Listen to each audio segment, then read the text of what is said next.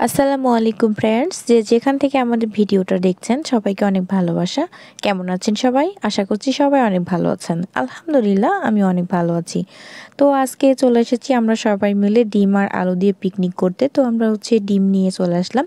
সবার বাসা থেকে আমরা ডিম নিয়ে আসছি। তো নিয়ে আসার পরে একত্র করতেছি সবগুলা ডিম একসাথে। তো তারপর ডিম আর আলু একসঙ্গে আমরা সেদ্ধ করব, এজন্য চুলা ধরিয়ে দিয়েছি। তো চুলাতে কিছু কুমচি দিয়েছি, খড়ি দিয়ে, কাগজ দিয়ে চুলাটা জ্বালানোর কাজ চলতেছে। আগে সুন্দর করে চুলাটা ধরিয়ে নিব। চুলা আমার ধরে গেছে। তারপর একটা কড়াই দিয়ে দিয়েছি। তারপরে একটু পানি দিব। পানি দিয়ে আলু দিব। আলু আর ডিম একসঙ্গে দিয়ে সেটা আমরা সিদ্ধ করে নেব।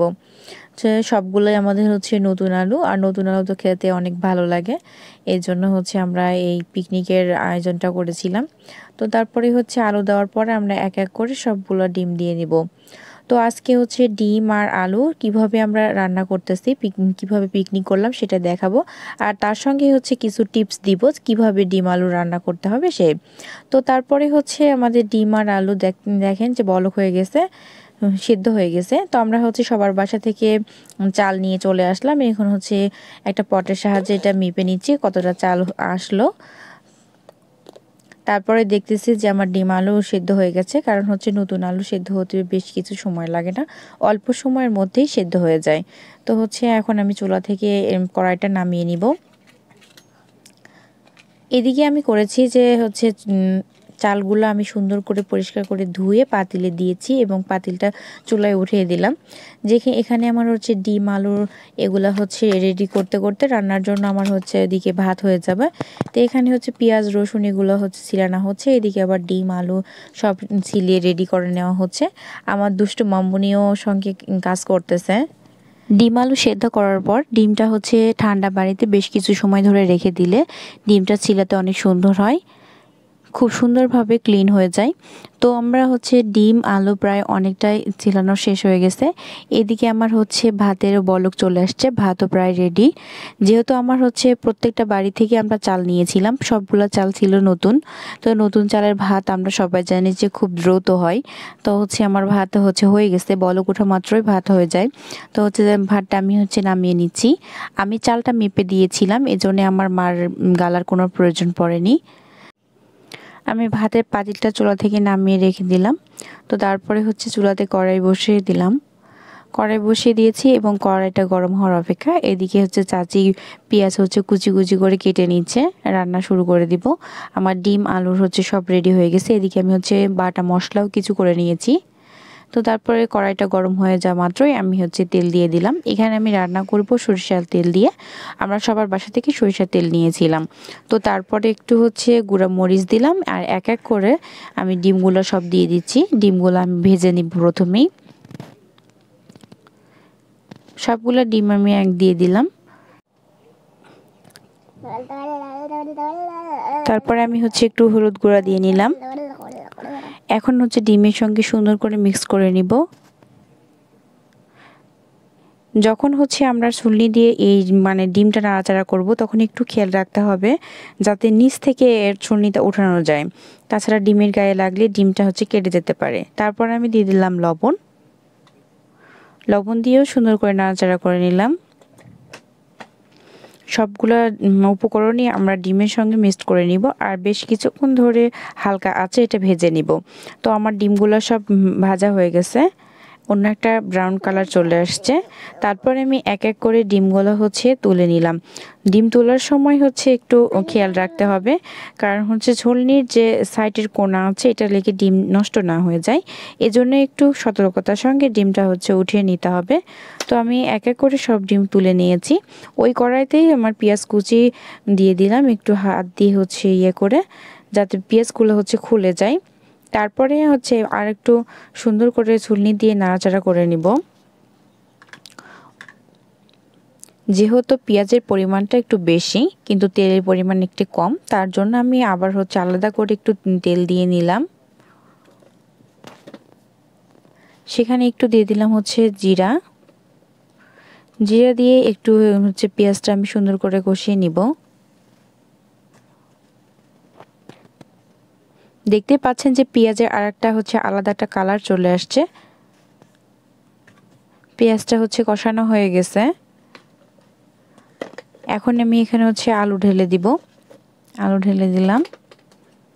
আমি আলুগুলো হচ্ছে গোটা রেখেছিলাম। আপনারা চাইলে হাত দিয়ে হালকা করে ভেঙে নিতে পারেন। আলু ভাজার হচ্ছে এখানে একটা টিপস, যে হচ্ছে আলু যদি আমরা ভেঙে নিই একবারে, তাহলে কিন্তু আলু সুন্দর করে ভাজা যাবে না। তো আমি হালকা করে একটু করে রেখেছিলাম। তো তারপরে আমি মরিচ গুঁড়া দিলাম। এখানে যেহেতু আলু অনেক বেশি, এজন্য আমার মরিচ গুঁড়ার পরিমাণটাও লাগতেছে বেশি। তারপরে হলুদ গুঁড়া, হলুদ মরিচ একসঙ্গে দিয়ে আমি আলুর সঙ্গে মিক্স করে নিব। সমস্ত উপকরণ যদি আমি একসঙ্গে দিতে চাই, তাহলে কিন্তু আমার কড়াইতে আলুটা লেগে যাবে। এজন্য আমি এক একটা করে উপকরণ দিব আর একটু নাড়াচাড়া করব। তারপরে আমি লবণ দিয়ে নিব, আবার সুন্দর করে নাড়াচাড়া করব।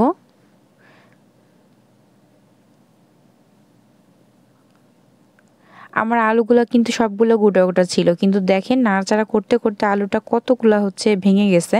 তারপরে এখানে আমি হচ্ছে বাটা গরম মশলা দিয়ে দিয়েছি। তার সঙ্গে দিয়ে নিলাম আদা, রসুন এবং হচ্ছে জিরা বাটা। তারপরে সুন্দর করে মিক্স করে নিচ্ছি। একটু করে উপকরণ দিতে হবে, একটু করে নাড়াচাড়া করতে হবে, তাছাড়া কড়াইতে হচ্ছে আলুটা লেগে যাবে, আর লেগে গেলে পুড়ে যাবে, তাহলে খাবারের টেস্ট নষ্ট হয়ে যাবে। এভাবে সুন্দর করে নাড়াচাড়া করতে করে দেখেন হচ্ছে একটা আলাদা কালার চলে আসছে। তারপরে আমি হচ্ছে লাস্টবারের মতো একটু তেল দিয়ে নিলাম, আবার একটু নাড়াচাড়া করতেছি। নতুন আলু হচ্ছে এমনিতেই একটু নরম হয়, এই জন্য দেখেন আমার ছুলনিতে এটা হচ্ছে গলে গেছে। আলাদা করে আমার ভেঙে দেওয়ার কোনো প্রয়োজন পড়েনি। তো প্রায় আমার আলুটা কষানো হয়ে গেছে। বাচ্চাদের আর তর্স হইতেছে না, সবাই এসে বসে গেছে। রান্না করতে করতে আমার অনেকটাই সময় লেগেছিল, কারণ হচ্ছে আলুটা অনেক সময় ধরে কষাতে হয়। অনেক সময় ধরে কষালে আলুর হচ্ছে একটা সুন্দর কালার আসে, আর কালার আসলে আমরা বুঝতে পারি যে আলুটা কষানো হয়ে গেছে। আর আমার কড়াইতে হচ্ছে আলু থেকে তেল ছেড়ে আসতেছিল, এখানে আমি বুঝতে পারছিলাম যে আলু কষানো হয়ে গেছে। তারপরে আমার বাটা মশলার একটু পানি ছিল, সেটা দিয়ে দিলাম। আর এখন আমি হচ্ছে পরিমাণ মতো একটু পানি দিয়ে নিব। আলুতে হচ্ছে পানির পরিমাণটা একটু বেশি লাগে, কারণ হচ্ছে আলু আমরা যখন রান্নার শেষে নামাবো তখন একটু বেশি পানি রাখতে হবে, কারণ কিছুক্ষণ পরে এই আলুর তরকারিটা রসটা অনেকটা টেনে নিবে, এতে হচ্ছে রস কম কম হয়ে যাবে। এজন্য আমরা যখন হচ্ছে পানি দিব কষানোর পরে, তখন একটু বেশি পরিমাণে পানি দিব, যাতে আমরা খাওয়ার সময় সুরা পাই। তো তারপরে আমি পানি দিয়ে নিলাম এবং এই আস্তে আস্তে ছলনি দিয়ে এই যে দলা ধরে গেছে, এই দলাগুলো অংশগুলো আমি সুন্দর করে হচ্ছে খুলে নিচ্ছি। আপনি একটু ভালোভাবে দেখলে বুঝতে পারবেন যে কিভাবে এটা খুলে নিচ্ছে। এটা খুলে নেওয়া দরকার, তাছাড়া এখানে দলা ধরেই থাকবে। আমি একটু করে দেখতেছি আর হচ্ছে চারিদিক থেকে ছলনি দিয়ে সুন্দর করে হচ্ছে দলাগুলো খুলে নিচ্ছি। তো আস্তে আস্তে রান্না করতে করতে আমার হচ্ছে প্রায় শেষের দিকে চলে আসছে, বলক হয়ে গেছে। এখানে আমি এখন ডিমগুলো, যে ভেজে রাখা ডিম ছিল, ডিমগুলো এক এক করে দিতে থাকবো। আমার হচ্ছে আলুর ঝোলটা ফুটতে শুরু করেছে, আর আলুর যখন ঝোল ফুটতে শুরু করবে তখন চারিদিকে অনেক ফেনা থাকবে, আর এই সময় আমাদের হচ্ছে ডিমটা দিয়ে দিতে হবে ভেজে রাখা। তো আমি হচ্ছে ডিমগুলো দিয়ে নিলাম। এখন ডিম দেওয়ার পর একটু ছলনি দিয়ে সুন্দর করে নাড়াচাড়া করে নিব। তারপরে দেখেন ঝোলটা ফুটতে শুরু করেছে আরও বেশি। তো ঝোল যত ফুটতে শুরু করবে, ওই ফেনাটা ততটা কেটে যাবে। আলু দিয়ে ডিম এর ঝোল রান্না হচ্ছে কিভাবে হবে, এটা কিভাবে আমরা বুঝবো? দেখেন, যখন আমরা আগেটা দেখলাম তখন কিন্তু ফুটতেছিল সুরা, কিন্তু অনেক ফেনা ছিল, আর এখন আমরা দেখতে পাচ্ছি যে এখানে কোনো ফেনা নেই। তার মানে আমাদের রান্না কমপ্লিট। এখন আমি চুলা থেকে কড়াইটা নামিয়ে নিব। চুলা থেকে কড়াই নামিয়ে নেওয়ার পর আমি হচ্ছে ভাজা জিরে গুঁড়া করে রাখছিলাম, সেটা হচ্ছে চারিদিকে ছড়িয়ে নিব। চারিদিকে নেওয়ার পরে এখন আমি হচ্ছে ছুলনির সাহায্যে এটা হচ্ছে নাড়াচাড়া করব। আমরা অনেকে করি যে ভাজা জিরা দেওয়ার পরে এটা নাড়াচাড়া করি না। এটাতে কিন্তু হচ্ছে ভাজা জিরা দেওয়ার যে গুণ, এটা কিন্তু আমরা পাবো না, কারণ রান্নার শেষে কিছুক্ষণ এটা যখন আমরা রেখে দেব, উপরে একটা আবরণ পড়বে, স্তর পড়বে, এখানে কিন্তু জিরাটা ঠেকে যাবে। এই জন্য ভাজা দিয়ে জিরা দেওয়ার পর আমাদের সুন্দর করে নাড়াচাড়া করে মিক্স করে নিতে হবে। তো আমার রান্না কমপ্লিট হয়ে গেছে, এবং হচ্ছে আমি গামলাতে ভাত বেড়ে নিচ্ছে, এবং আমি হচ্ছে ডিমটা উঠে নিচ্ছি, তরকারি উঠে নিচ্ছি।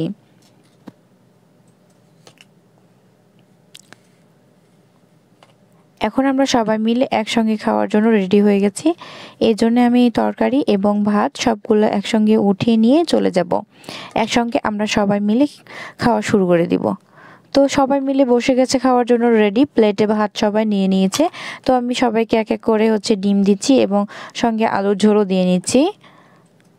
সবাই অনেক মজা পাচ্ছে, অনেক মজা করে আমরা সবাই একসঙ্গে খেতে বসেছিলাম।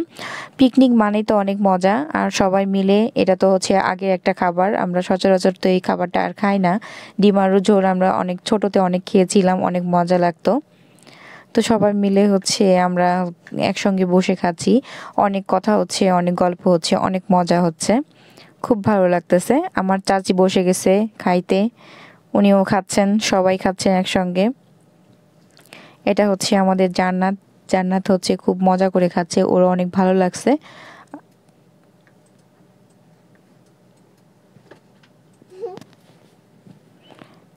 তো আমরা সবাই একসঙ্গে বসে পিকনিক করলাম, খুব মজা হচ্ছিল। আর কারো কারো আবার পাতে লবণ খাওয়ার অভ্যাস আছে, তারা লবণ খাচ্ছিল। তো মোটামুটি আমাদের পিকনিকটা খুবই ভালো ছিল, অনেক ভালো লেগেছিল, অনেক মজা করেছিলাম আমরা সবাই মিলে। শীতকাল মানেই পিকনিক। তো আজকে শীতকালের শুরুটাই হলো আমাদের এই পিকনিকটা দিয়ে। আমরা শীতের শুরুতে আগে কখনো পিকনিক খাওয়া হয়নি, আজকেই মূলত প্রথম শুরু করলাম। তো আমাদের মানহা সুন্দর করে খাচ্ছে, ও সারাদিন কোনো খাবার খায়নি, ও এতটা এক্সাইটেড ছিল আমাদের পিকনিক নিয়ে, তো খুব সুন্দর করে খাচ্ছে। মানহা, হাফসা সবাই একসঙ্গে বসেছে, ওরা দুই বোন একসঙ্গে খাচ্ছে, অনেক মজা করতেছে। তো ফ্রেন্ডস, আল্লাহ হাফেজ সবাই।